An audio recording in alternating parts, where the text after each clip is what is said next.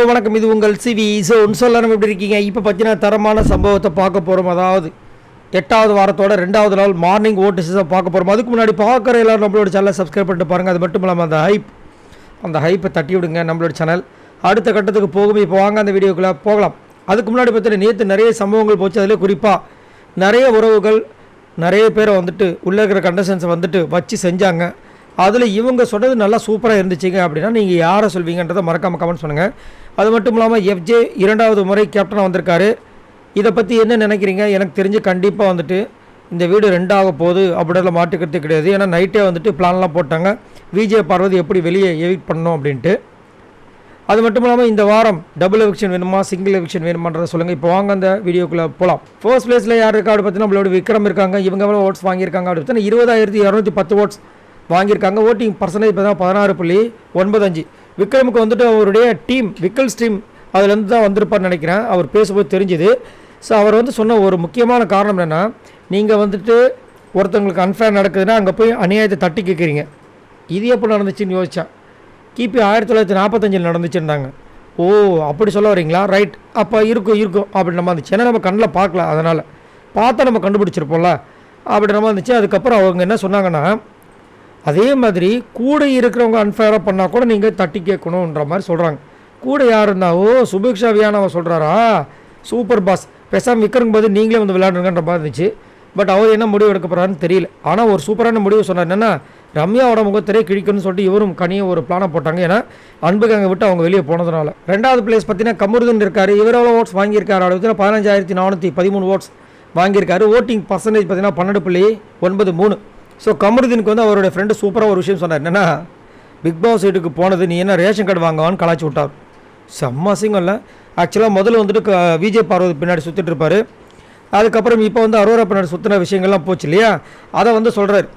நீ உள்ளே வரும்போது என்னென்ன சொல்லிட்டு வந்து இப்போனா வந்துட்டு இந்த மாதிரி குடும்ப கார்டு வாங்குற மாதிரி பண்ணிகிட்ருக்கியே அப்புறமா சொல்லிட்டு நீ தனியாக விளையாடு சூப்பராக வருவே அப்போ நம்மலாம் சொல்லியிருந்தார். அதே மாதிரி கமருதீன் வந்து நைட் வந்து அரோரா கிட்ட ஒரு சில விஷயங்கள் சொன்னது ரொம்ப அழகாக இருந்துச்சு. என்னென்னா, நான் வந்துட்டு அவளை வந்துட்டு நிறைய வெறுப்பேற்றிருக்கேன் உன் கூட சேர்ந்து. அவன் வந்துட்டு அமித் கூட இருக்கும்போது அவள் வந்து அவரோட தோளில் சாயும் போது எனக்கு பொசசிவ் வந்துச்சு. அப்போ அதே மாதிரி தான் நம்ம 2 பேர் பண்ணும்போது அவளுக்கு பொசசிவாக இருக்கும். ஸோ அதை நான் பண்ணது தப்புன்னு சொல்லிட்டு அங்கே ஒரு விஷயம் பண்ணார். ரொம்ப அழகாக இருந்துச்சு. இந்த மாதிரி வந்து எல்லாருமே உணர்ந்து பேசினா ரொம்ப அழகாக இருக்கும். பட் அரோரா டென்ஷன் ஆகிட்டாங்க. 3வது பிளேஸ் பார்த்தீங்கன்னா திவ்யா இருக்காங்க. இவங்க எவ்வளோ ஓட்ஸ் வாங்கியிருக்காங்க அப்படின்னு 15,110 ஓட்ஸ் வாங்கியிருக்காங்க. ஓட்டிங் பர்சன்டேஜ் பார்த்தீங்கன்னா 12.68. ஸோ திவ்யாவுக்கு வந்து ரித்விகா என்ன சொன்னாங்கன்னா, நீ தயவு செஞ்சு தனியாக விளையாடுற வழியை பாரு. ஆனால் கிழிச்சாங்க வச்சுக்கோங்களேன். நீ உள்ளே போகும்போது என்ன சொல்லிட்டு போனேன், குரூப் இசம்னு உடைக்க போகிறேன்னு. ஆனால் அங்கே போய் என்ன பண்ணுற, நீங்கள் ஒரு குரூப்பில் தான் விளாண்டுட்டுருக்க. முதல்ல அவங்களுக்காக நீ விளையாடுறேன்னு கேட்டாங்க. சேண்ட்ராக்காக நீயே விளையாடுறன்ற மாதிரி மறைமுகமாக கேட்டாங்க. அது மட்டும் இல்லாமல் போகும்போது அதை உடைக்கப்படுற இது உடைக்கப்படுற சொன்னேன். அது எதுவுமே பண்ணல. அதேமாதிரி சொல்கிற விஷயங்களை வந்து தயவு செஞ்சு கோபமாக சொல்லாத, சொன்னால் நல்லா இருக்காதுன்ற மாதிரிலாம் சொன்னாங்க. அதை அவங்க கேட்பாங்கன்றது தெரியல. ஆனால் வந்துட்டு பிக் பாஸ் கிட்ட பகிரங்கமாக மன்னிப்பு கேட்டாங்க. ஏன்னா அந்த ரூல்ஸை நான் பிரேக் பண்ணது தப்பு தான், என்னை மன்னிச்சிருங்கன்ற மாதிரி சொன்னாங்க. பார்க்கலாம் அவங்களோட கேம் மாறுதா இல்லையான்ட்டு. 4வது பிளேஸ் பார்த்தீங்கன்னா பரிதாபமாக விஜய் பார்வதி இருக்காங்க. இவங்க எவ்வளோ ஓட்ஸ் வாங்கியிருக்காங்க அப்படின்னு 14,901 ஓட்ஸ் வாங்கியிருக்காங்க. ஓட்டிங் பர்சன்டேஜ் பார்த்தீங்கன்னா 12.5. ஸோ விஜய் பார்வதிக்கு மேலே இருக்கிற திவ்யாவுக்கும் அதுக்கு மேலே இருக்கிற கமருதனுக்கும் பார்த்தீங்கன்னா கிட்டத்தட்ட வெறும் 500 ஓட்ஸ் தான் டிஃப்ரென்ஸ். ஸோ நாளைக்கு எது வேணாலும் மாறலாம்.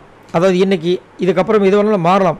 ஆனால் விஜய் பார்வதியோட ஃப்ரெண்டு வந்து சொன்னாங்க பாருங்கள், வச்சு செஞ்சாங்க. குழந்தைங்க நாங்களாம் வந்து ஒழுங்காக டிவி பார்க்க வேண்டாமா, தனியாக விளையாட போகிறேன்னு தானே சொன்னேன். எதுக்கு குரூப் இசம் விளையாடுறா, குரூப் இசமாக உடைக்க போகிறேன்னு சொன்னேன், நீயே ஒரு குரூப்போடு வந்து விளையாண்டுட்ருக்க அப்படின்றாங்க. நிறைய வச்சு செஞ்சாங்க, கொஞ்சம் நெஞ்சம் கிடையாது, அவ்வளோ வச்சு செஞ்சாங்க. அது மட்டும் இல்லாமல் பார்வதி வந்துட்டு இந்த கமருதீன் கூட இப்போது திரும்பவும் வந்துட்டு அகைன் ரீஜாயினிங் ஆயிருக்காங்க. ஸோ இதனால் என்ன நடக்கும் அப்படின்னு நினைக்கிறீங்க அப்படின்றத மறக்காமல் கீழே கமெண்ட்ஸ் பண்ணுங்கள். என்னை கேட்டிங்கன்னா கண்டிப்பாக இது ஒரு நல்ல ஒரு ஷோல்டர். ஏன்னா நேற்று நைட்டு பார்த்தீங்கன்னா அந்த புலம்புறது கூட ஒரு ஆள் இல்லாத அளவுக்கு ஒரு மாதிரி கஷ்டமாக இருந்தது அவங்களுக்கு. அது மட்டும் இல்லாமல் வாரம் வந்து விஜய் சேதுபதி இவரை வேணுட்டுமே இவங்களை கலாய்க்கிறதுக்குன்னு அங்கேருந்து ஒரு டயலாக்லாம் எழுதிட்டு வந்துடுவார் போல இருக்குது. வந்தவனே விஜய் பார்வதி எந்திரிங்க உங்களை நான் கொஞ்சம் கலாய்க்கணும் அப்படின்ட்டு கலாய்ச்சிட்டு உட்கார வைக்கிற மாதிரி இருக்குது. ஸோ அதெல்லாம் இப்போ வந்துட்டு கொஞ்சம் கொஞ்சமாக கம்மியாகும்னு நினைக்கிறேன். 5வது பேஸ் தான் ப்ரெசென்ட் இருக்காப்புல. இவர் எவ்வளோ ஓட்ஸ் வாங்கியிருக்காரு அப்படின்னா 8,430 ஓட்ஸ் வாங்கியிருக்காரு. ஓட்டிங் பர்சன்டேஜ் பார்த்தீங்கன்னா 7.07. ஸோ பிரஜனுக்கு ஆர்யா அவர்கள் முக்கியமாக சொன்ன விஷயம் என்னென்னா, நீ வந்துட்டு உன் மனைவியோடு வந்தது உனக்கு ஒரு பெரிய வீக்னஸ்ஸு. ஏன்னா மனைவி வந்து கணவனுக்கும் கணவன் வந்து மனைவிக்கும் ரொம்ப பெரிய வீக்னஸ்ஸு. அதே மாதிரி சேலஞ்ச் பண்ணு, விக்ரம் கிட்ட மட்டும் சேலஞ்ச் பண்ணாது, எல்லாருக்கிட்டையும் சேலஞ்ச் பண்ணு, குறிப்பாக உன் மனைவிக்கிட்டையும் சேலஞ்ச் பண்ணுன்ட்டார். அது மட்டும் இல்லாமல் பிரஜனுக்கு போன வாரம் வந்துட்டு செம்மடி விழுந்துச்சு. அதெல்லாம் வந்து ஆர்யா அவர்கள் பார்த்தாரா இல்லைன்னு தெரியல. ஆனால் நீ வந்து விளையாடுறதே எனக்கு சுத்தமாக வந்துட்டு ஒரு இதுவே இல்லை, ஒரு ஹாப்பினஸ்ஸே இல்லை, ரொம்ப கஷ்டமாக இருக்குது. இந்த மாதிரி விளையாடாத, எவ்வளோ கஷ்டப்பட்டு போனேன், நீ எவ்வளோ கஷ்டப்பட்டுருக்கீன்னு எனக்கு தெரியும், ஏன் அந்த பிளாட்ஃபார்மை ரொம்ப யூஸ் பண்ணாமல் இருக்கன்ற மாதிரி ஒரு மாதிரி வந்து வச்சு செஞ்சார். பிரஜனை இதுக்கு மேலே அவரோட கேமை சூப்பராக கொடுப்பாரான்னு தெரியல. அது மட்டும் இல்லாமல் தலை டாஸ்கில் ஓரளவுக்கு பண்ணார், பட் முடியல. 6வது பிளேஸ் பார்த்தீங்கன்னா அரோரா இருக்காங்க. இவங்க எவ்வளோ ஓட்ஸ் வாங்கியிருக்காங்க அப்படின்னு 7464 ஓட்ஸ் வாங்கியிருக்காங்க. ஓட்டிங் பர்சன்டேஜ் பார்த்தீங்கன்னா 6.26. நைட்டு திடீர்னு பார்த்தீங்கன்னா டென்ஷன் ஆகிட்டு கமருதுங்கிட்ட சொல்கிறாங்க, வேணும்னா போய் அவளை போய் கல்யாணம் பண்ணிக்கோ, எனக்கு ஒன்றும் பிரச்சனை இல்லை, உங்களை யார் முதல் பர்மிஷன் கட்டுது, எனக்கு ஒன்றும் பிரச்சனை இல்லை. எப்போ பாரு இதில் இன்னும் கொடுமைன்னா அரோரா ஆல்ரெடி வந்து விஜய் படம் மேலே காண்டில் இருக்காங்க. இதில் அரோராக்காக வந்த ரியா சொல்கிறாங்க, உன்னை மச்சான் உன்னை வந்து அந்த பொண்ணு அவ்வளோ கலாய்க்குது, மூஞ்சிக்கு நேரம் வச்சு செய்யுது, நீ இன்னும் கம்முன்னு இருக்க, உனக்காக நீ செல்ஃப் டிஃபென்ஸ் பண்ண மாட்டேன்னு கேட்குறாங்க. இவங்க எப்போ முதல் செல்ஃப் டிஃபென்ஸ் பண்ணாமல் இருந்தாங்க, அட ராமான்ற மாதிரி இருந்துச்சு. ஏன்னா வெளியில் வந்துட்டு ரியா அவ்வளோ பேசிட்டு உள்ளே பேசணும்னு சொன்னோடனே டப்புன்னு மாற்றி பேசினாங்க பார்த்தீங்களா, ரொம்ப கேவலமாக இருந்துச்சு. 7வது பிளேஸ் தான் அமித் இருக்கார். இவர் எவ்வளோ ஓட்ஸ் வாங்கியிருக்காரு அப்படின்னா 6966 ஓட்ஸ் வாங்கியிருக்காப்புல. ஓட்டிங் பர்சன்டேஜ் பார்த்தீங்கன்னா 5.84. அமித்தோட மனைவி அழகாக சொன்னாங்க, நீங்கள் வந்து மெச்சூரிட்டியாக இருக்கீங்க இல்லைன்னு சொல்ல, ஆனால் ஓவர் மெச்சூரிட்டியாக இருக்கீங்க, ஃபேஸ் வேல்யூ பார்த்து 1 to 1 பேசுங்க, விஜய் பார்வதி கிட்ட அவ்வளோ வச்சுக்காதீங்கன்ற மாதிரி. அது மட்டும் இல்லாமல் ஒரு கோடு வேறு கொடுத்துறாங்க நேற்று, அதை பிக் பாஸ் கண்டுபிடிச்சிட்டார். என்னென்னா டாஸ்கில் ப்ரோட்டீன் தேவை அப்படின்னு, ஸோ மசில் பவர் வேணும், நீங்கள் வந்து டம்மியாக விளாண்டுட்டீங்கன்ற அளவுக்கு வந்து வச்சு செஞ்சு விட்டாங்க அமித்தை. பார்க்கலாம் அவரோட கேம் மாறுதா இல்லையான்ட்டு. 8வது பிளேஸ் பார்த்தா சாண்ட்ரா இருக்காங்க. இவங்க எவ்வளோ ஓட்ஸ் வாங்கியிருக்காங்க அப்படின்னு 6778 ஓட்ஸ் வாங்கியிருக்காங்க. ஓட்டிங் பர்சன்டேஜ் பார்த்தீங்கன்னா 5.69. சாண்ட்ராவை பற்றி சாண்ட்ராவோட அவங்க ஃப்ரெண்டுன்னு நினைக்கிறேன், அவங்க சொல்ல இவங்க மூஞ்சியாக மாறி போச்சு. நீங்கள் வந்து பிரஜனோட கேமை வந்து ஆட விட மாட்டுறீங்க, அதுக்கப்புறம் நிறைய விஷயங்கள் நீங்கள் வார்த்தைகளை அதிகப்படியாக விடுறீங்க அப்படின்னு சொல்லிட்டு கண்ணாபண்ணன்னு சொன்னாங்க. கடைசியில் பார்த்தீங்கன்னா என்னோடய குழந்தைகளோட ஃபோட்டோ காமிங்க அப்படின்னு பிக் பாஸ் நான் வெயிட் பண்ணுங்கள் நான் காமிக்கிறேன் அப்படின்னு சொல்லும்போது வெளியே வந்துட்டு திரும்ப டென்ஷனானாங்க. பிரஜன்களை சொல்லிட்டு எனக்கு வெளியில் பெரிய ப்ராப்ளம் இருக்குன்னு நினைக்கிறேன், நான் அதனால் பிக் பாஸ் விட்டு போகிறேன்ற மாதிரி முடிவு பண்ணிட்டாங்க. ரொம்ப கஷ்டம்தான், பட் என்ன பண்ணுறது, இப்போ ஓட்டு வேறு கம்மியாகி போச்சு. 9வது பிளேஸ் பார்த்தீங்கன்னா கனி இருக்காங்க. இவங்க எவ்வளோ ஓட்ஸ் வாங்கியிருக்காங்க அப்படின்னு 6741 ஓட்ஸ் வாங்கியிருக்காங்க. ஓட்டிங் பர்சன்டேஜ் பார்த்தீங்கன்னா 5.66. ஸோ கனி இன்னுமே திருந்தலை. கனியை வந்து அவங்க தங்கச்சி வந்து இவ்வளோ அழகாக சூப்பராக சொல்லிட்டு போனாங்க, குரூப்பிசம் பண்ணுறதுக்காக நீங்கள் வந்த எல்லாருக்கும் வந்து அன்பாயிரு, நான் இல்லைன்னு சொல்ல, அதுக்குன்ட்டு ரொம்ப மோசமாக இருக்க, ஏதோ வந்துட்டு அவங்க வின் பண்ணுறதுக்காக இந்த பிக் பாஸ் வீட்டுக்கு வந்த மாதிரியும் நீ சப்போர்ட்டிங் கேரக்டருக்கு வந்த மாதிரிலாம் இருக்குது அப்படின்ற மாதிரி வச்சு செஞ்சாங்க. 10வது பிளேஸ் பார்த்தீங்கன்னா வியானா இருக்காங்க. இவங்க எவ்வளோ ஓட்ஸ் வாங்கியிருக்காங்க அப்படின்னு 6111 ஓட்ஸ் வாங்கியிருக்காங்க. ஓட்டிங் பர்சன்டேஜ் பார்த்தீங்கன்னா 5.13. ஸோ வியானாவுக்கு வந்து ராணுவ சூப்பராக ஒரு அட்வைஸ் கொடுத்தாரு.